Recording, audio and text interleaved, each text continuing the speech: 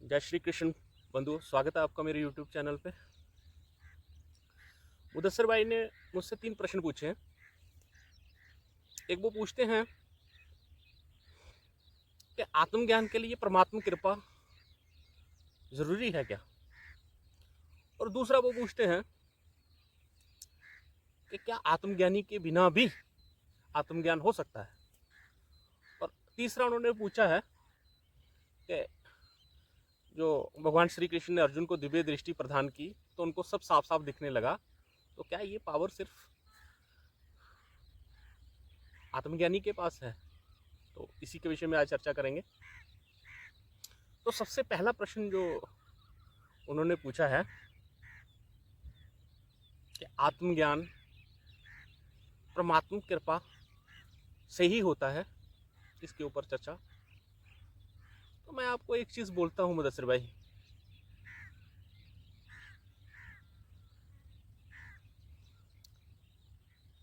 इस जीवन में जो भी चीज हमें मिलती है, अर्थात जिस भी चीज का योग हमारे साथ होता है, जिस भी चीज का, उसका वियोग अवश्य होगा। वो अवश्य ही हमसे छूट जाएगी। एक चीज देखिए, माता पिता हमें मिले, क्या ये छूटेंगे? डेफिनेटली छूटेंगे। पति को पत्नी मिली, पत्नी को पति मिला, बच्चे मिले, क्या पति पत्नी बच्चे छूटेंगे कि नहीं छूटेंगे? डेफिनेटली छूटेंगे। जिस भी चीज का हमारे साथ योग हुआ है उसका वियोग अवश्य होगा, तो प्रश्न ही नहीं उठता। जहां तो वो हमसे दूर चले जाएंगे, जहां हम उनसे दूर चले जाएंगे, वियोग अवश्य होगा।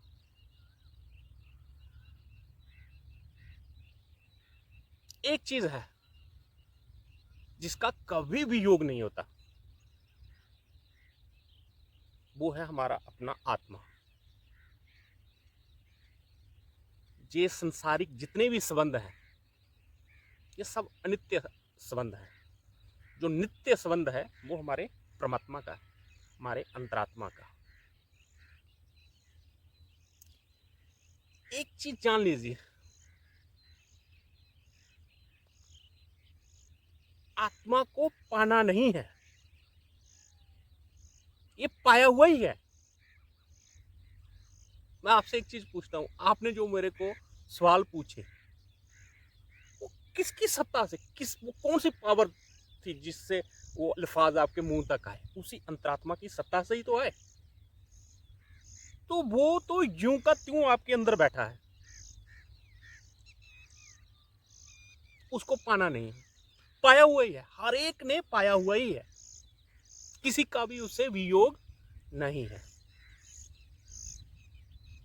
जिसको कबीर जी ने बोल दिया, कस्तूरी कुंडल बसे मृग ढूंढे मन माही, ऐसे गटगट राम है दुनिया देखे नाही।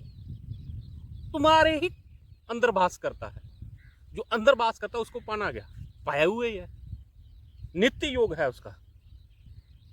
इसमें सिर्फ एक चीज है, भूल, विस्मृति। हमारा यही जन्म थोड़ी हुआ, इससे पहले भी कई जन्म हमारे हो चुके। पता नहीं किस किस कितने ही जन्मों में हम क्या क्या बने होंगे। कभी पेड़ बने, कभी पशु बने होंगे। कितने संस्कार हमारे अंदर, और वो जो आत्मा का प्रकाश है वो संस्कारों के कारण ढक गया। इतने जन्मों के संस्कार वो सब जीव के साथ साथ चलते हैं। शरीर बदल जाते हैं लेकिन वो पुराने संस्कार साथ साथ चलते हैं। तो ये भूल मिटाना है, परमात्मा को पाना नहीं है। पाया हुआ है, सबने पाया हुआ है, पर आत्मज्ञानी की भूल मिट गई है और अज्ञानी की भूल ज्यों की त्यों कायम है। इतना ही अंतर है। आप किसी चीज को पाओगे फ्यूचर में, ऐसा नहीं है। अभी आपके पास है, कस्तूरी कुंडल बस है, अभी है आपके पास। पर भूल को मिटाना है। जितनी भी साधनाएं, इबादत, जितने भी कर्म, जो भी कुछ, आपकी नमाज हो गई, आपका ध्यान लगाना, आपका जप करना, आपकी सेवा भाव, जो भी कुछ, जितनी भी क्रियाएं हैं, सब उस भूल को मिटाने के लिए है। तो जब मैंने ये बोला कि अपनी मेहनत से हम ईश्वर को नहीं पा सकते, उसकी कृपा चाहिए, तो उसको पाना क्या, मतलब वो भूल अपने आम से नहीं मिटती। इसमें आप थोड़ा सा ध्यान दीजिएगा मेरी बात के ऊपर। वो अनुभव क्यों नहीं हो रहा है, वो भूल क्यों नहीं मिट रही है? सिर्फ अपने अहंकार के कारण, अपनी मैंपन के कारण। आप अपने को क्या समझते हो? आपका नाम है मुदस्सिर। मुदस्सिर को हटा दो तो क्या है? क्या आप ये बॉडी हो, शरीर हो? नहीं। शरीर को भी हटा दो, वो शरीर 5 तत्वों से मिलकर बना है, उन 5 को भी अलग अलग कर दो, उसके बाद आप क्या हो? तो ये, क्योंकि जब हम अपनी मेहनत बहुत हार्ड मेहनत करेंगे, बहुत पुरुषार्थ करेंगे, तो मेहनत करने वाला बचा रहता है।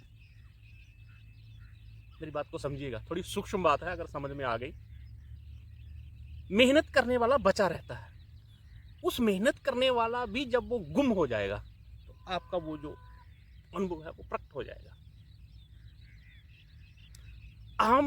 अहम के कारण ही ये नहीं हो पा रहा है अनुभव।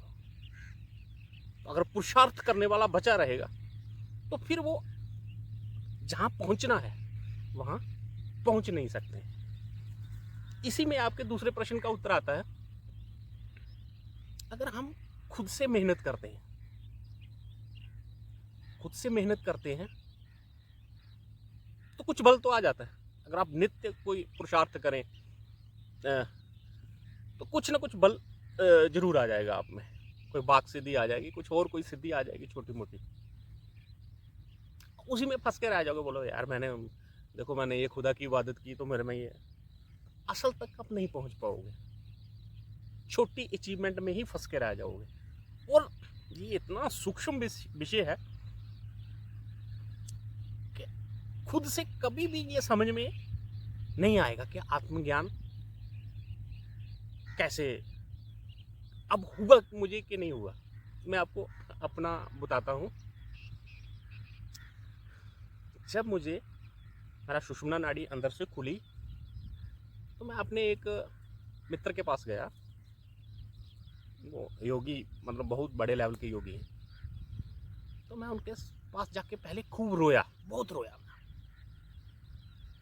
वो इन विषयों को समझते थे। उन्होंने कहा आप खूब रो लो, आप पहले अपना अंदर से निकालो सारा।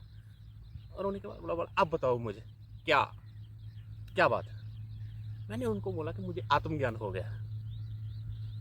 तो उन्होंने बोला आपको क्या क्या लग रहा है, कैसे आपको पता कि आपको आत्मज्ञान हो गया? तो मैंने कहा कि मैं ऐसे ऐसे मेरे को ये फील हो रहा है, और वो मैं अपने मन को देख रहा हूँ। उन्होंने 2 सेकंड नहीं लगाए, उन्होंने कहा अभी आप द्वैत में ही फंसे हैं, अभी आप द्वैत में ही फंसे हैं। जब आपको आत्मज्ञान होगा, फिर आप जिसको परमात्मा बोलते हो, खुदा बोलते हो, फिर वो जुदा नहीं रह जाएगा। वहां जाके सब उसी में लीन हो जाओगे। मैं एक बहुत बड़ी बात कहने जा रहा हूं, शायद सामान्य आदमी इसको पचा ना पाए। जो आत्मज्ञानी होता है ना,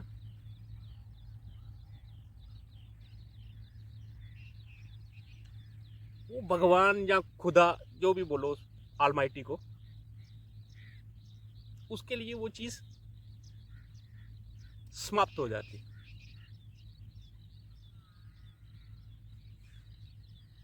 मेरे दादा गुरु लीलाशाह जी बापू, वो जाते थे कहीं, भ्रमण करते थे, तो कभी किसी मंदिर में चले जाते, तो वो आत्मस्ती में रहते थे। तो आत्मस्त होके वो चलते थे। तो तो जो उनके साथ चलते थे, किसी ने कहा कि आप भगवान के विषय में इतना बोलते हो, इतना सुनाते हो, तो आपको कभी प्रणाम करते हुए नहीं देखा मंदिर में। अब ये राज की बातें सबको नहीं बताई जाती, पर उन्होंने बापूजी के साथ वो शेयर किया था। उन्होंने कहा कि मेरे को लगता है मैं हर जगह मैं ही मैं हूं यार, प्रणाम कर दें या ना करें क्या फर्क पड़ता। वो खुद उसमें लीन हो जाता है। तो आत्मज्ञानी की आवश्यकता इसलिए पड़ती है कि ये बहुत ही सूक्ष्म विषय है। अपने आप अगर आप उस रास्ते पे चल पड़े तो बहुत बहुत टाइम भी लगेगा और सूक्ष्म चीजों को आप पकड़ नहीं पाओगे। इस रास्ते के ऊपर रिद्धियां सिद्धियां बहुत हैं, उसी में फंस मरोगे। अब बात ये आती है, क्या इसके आत्मज्ञानी की आवश्यकता है, ये तो आप जान गए।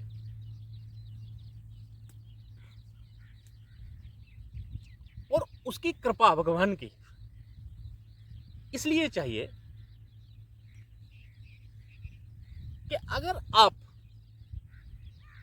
कर्ता बना रहेगा, इबादत करने वाला, साधना करने वाला बना रहेगा, वो अपने आप को उसमें मिटाएगा नहीं,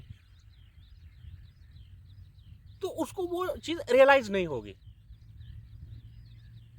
अब देखिए, आप साधारण आदमी हैं, आपने ये परमात्मा के रास्ते चल पड़े, तो आपकी डेजिग्नेशन बदल गई।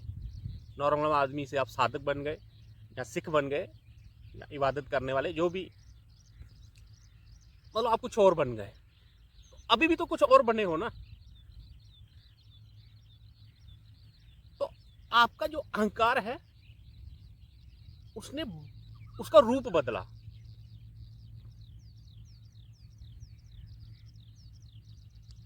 आपका कुछ नाम था, आज आप साधक हो गए, साधु हो गए। पर ब्रह्म में लीन, मतलब ब्रह्म में लीन तब हो जाता है साधक जब उसका संपूर्ण अहम मिट जाता है।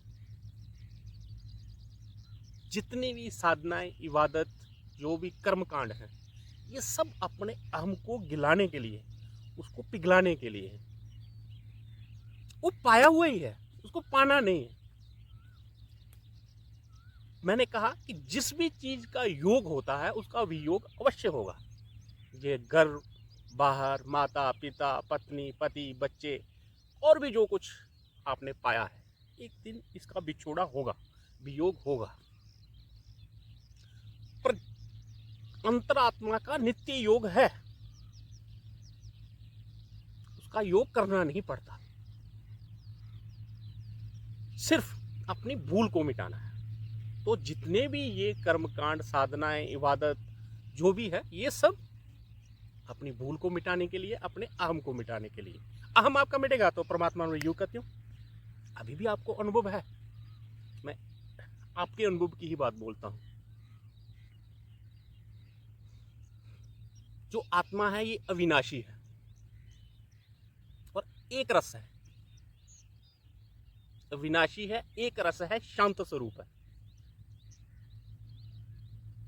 अविनाशी जिसका कभी विनाश नहीं होता, कभी खत्म नहीं होता। आपने बहुतों को रोते हुए देखा होगा अपने जीवन में, पड़ोस में, रिश्तेदारों में, या कहीं घर में ही कोई, बहुत बार लोगों को रोते हुए देखा होगा, मैं मर गया, मैं मर गया, मैं मर गई, मैं मर गई। आज तक नहीं मरी। क्या मरा कोई? मर सकता ही नहीं। अविनाशी है भाई, अंतरात्मा आपका अविनाशी है, उसका विनाश नहीं होता। हाँ, शरीर का विनाश देर सवेर होगा, सबका होगा। भगवान अवतार लेके आते, उनका भी मायावी शरीर नहीं रहता। योग नित्य है, उस अहम को मिटाने के लिए ये सारी साधनाएं हैं। तो अहम मिटेगा तो परमात्मा अनुभव है ही है।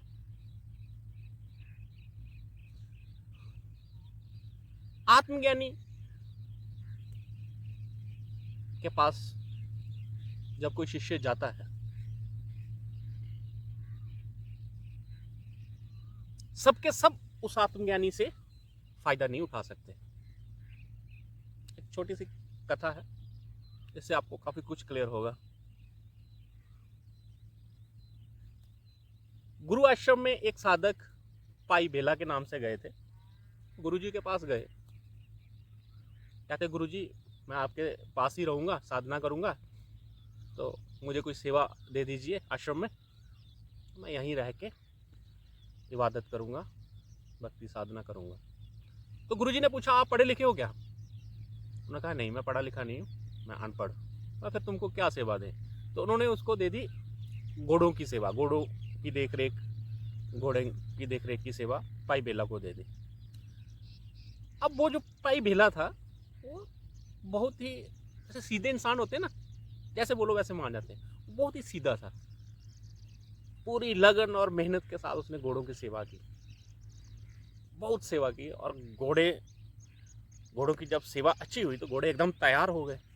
तो गुरुजी आश्रम में टहलते टहलते जब घोड़ों के तबेले में गए, उन्होंने घोड़ों को देखा तो वो बहुत प्रसन्न हुए पाई बेला के ऊपर। उन्होंने कहा पाई बेला हम तेरे को ना पढ़ाएंगे, तो मैं तेरे को रोज एक तुक दिया करूंगा। तुक का था लेसन, तो मैं तुझे रोज एक तुक दिया करूंगा, तो उस तुक को याद करना, साथ में सेवा करना, साथ में उसको याद करना और शाम को मेरे को सुनाना। तो उसने कहा महाराज ठीक है, आप जैसा बोलते हैं वैसा ही। तो ऐसा ही सिलसिला शुरू हुआ। गुरुजी रोज सुबह उसको एक तुक देते और पाई बेला सारा दिन साथ में घोड़ों की सेवा करते और उस तुक को याद करते, पकाते और शाम को गुरुजी को सुनाते।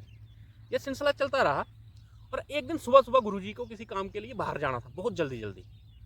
तो पाई बेला को किसी ने बोला कि गुरुजी जा रहे हैं, तो वो दौड़ता हुआ आया, आके उसने घोड़े के आगे खड़े हुए और गुरुजी को बोला गुरुजी आप मेरे को तुक नहीं देके गए आज।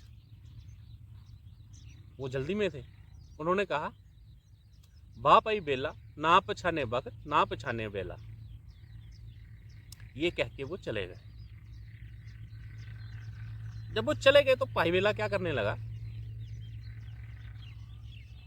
उसने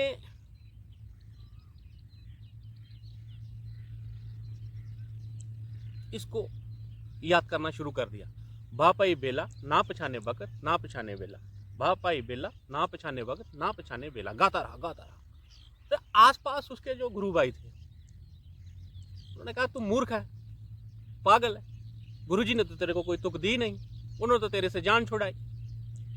लेकिन वो उनकी बात नहीं माना, तो सारा दिन करता रहा बा पाई बेला ना पछाने वक्त ना पछाने बेला। खैर सारा दिन गुजरा और शाम को जब गुरुजी वापस आए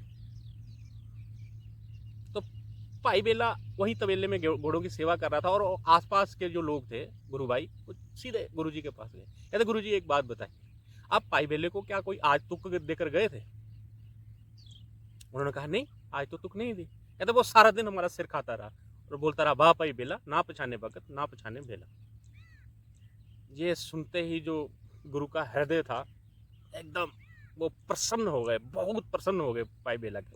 ये तो बहुत विश्वास वाला है। जैसे ही गुरुजी प्रसन्न हुए उसके ऊपर, वो वहां तबेले में था वहीं उसकी समाधि लग गई।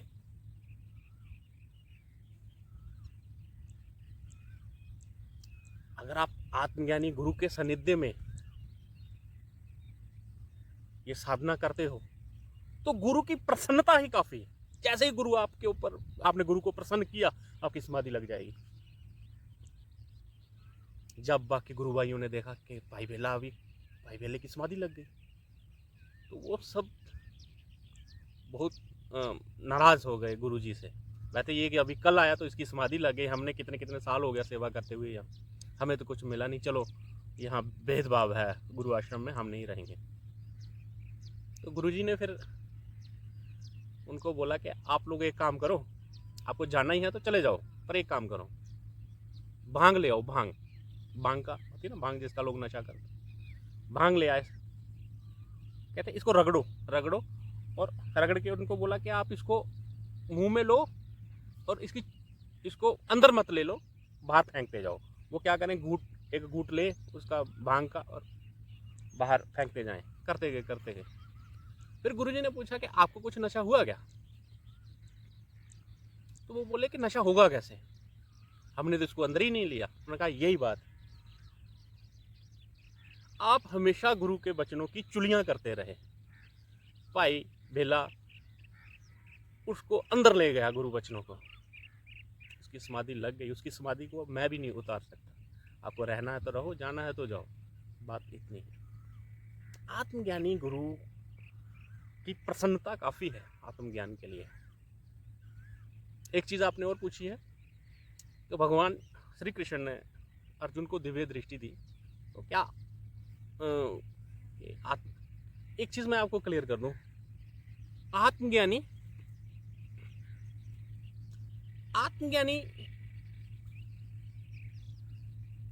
पहले साधारण आदमी होता है और साधना पथ पे गुरु के मार्गदर्शन में वो ज्ञानी बनता है।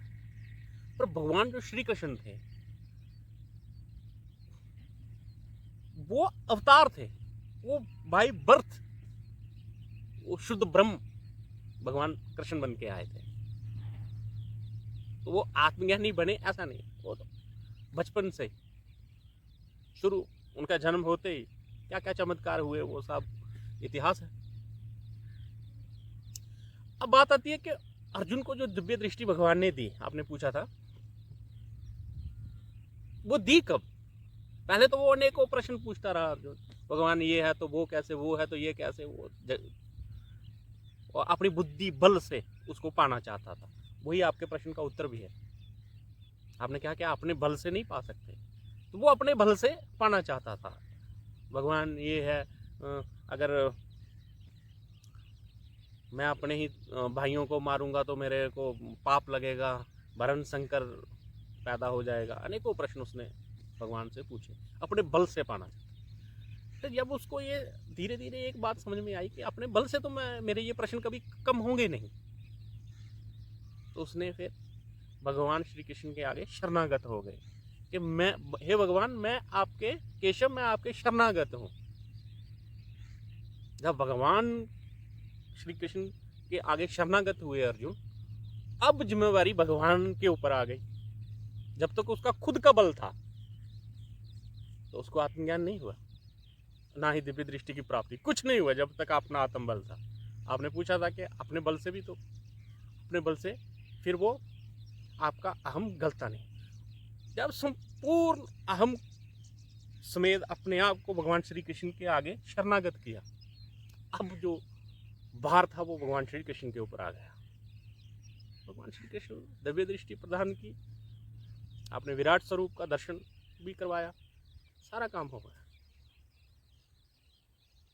एक चीज देखिए, जो भी बुद्धिमान व्यक्ति है ना, वो अपना पुरुषार्थ करता है हर काम के लिए। जो भी काम वो करता है उसका पुरुषार्थ करता है, और उसका अहम ना लेने के लिए ऐसा बोलते हैं, इंशाअल्लाह ये बात होगी। हर इच्छा, अगर परमात्मा की इच्छा होगी तो ये होगा। प्रयत्न अपना करेगा, पुरुषार्थ करेगा, लेकिन अपने अहम को छोड़ के इंशाअल्लाह ये होगा, हर इच्छा। तो ये अपने अहम को गिलाने के लिए है। ये तो परमात्मा प्राप्ति नहीं है, प्राप्ति है। उस भूल को मिटाने के लिए सब साधनाएं हैं। और आत्मज्ञानी जो है, उसके सानिध्य में रहने मात्र से आपका ये जो अहम है ये गलता जाता है, गलता जाता है, गलता जाता है, और आपको पता भी नहीं चलेगा कि आपका कितना जल्दी प्रोग्रेस हो गया। मेरे एक मित्र हैं, बहुत साल पहले की बात है, मैं उनके पास खड़ा था तो बहुत से साधक वहाँ बैठे थे, मैं भी बैठा था। वो जो मेरे मित्र थे साधना में काफ़ी ऊंची स्थिति में थे, लेकिन वो एक चीज़ से निराश थे और हमसे डिस्कस कर रहे, कहते यार जो तो जगी नहीं, ये वो ऐसी कुछ बात कर रहे थे, निराशा। मुझे एक ही चीज़ लगी, अपने बल से पाना चाहते हैं, अपनी जोत को अपने बल से जगाना चाहते नहीं, उसके आगे समर्पण कर दो अपने आप को। ये खुदा, ये अल्लाह, ये वाहिगुरु, मैं आपकी शरण हूँ, ऐसी प्रार्थना करें, प्रयत्न करें, इबादत करें। जो आप नमाज करते हैं, जो आप कोई पाठ करते हैं, या जो भी साधना आप करते हैं वो करें, पुरुषार्थ करें, और और उसका अहम ना रखें। कृपा उसकी उस अहम को ढीला कर दे, तेरी कृपा। जितना जितना आपका अहम गलता जाएगा, परमात्मा अनुभूत तो सहज में है। आज के लिए इतना ही, फिर मिलेंगे इसी चैनल पे। जय श्री कृष्ण।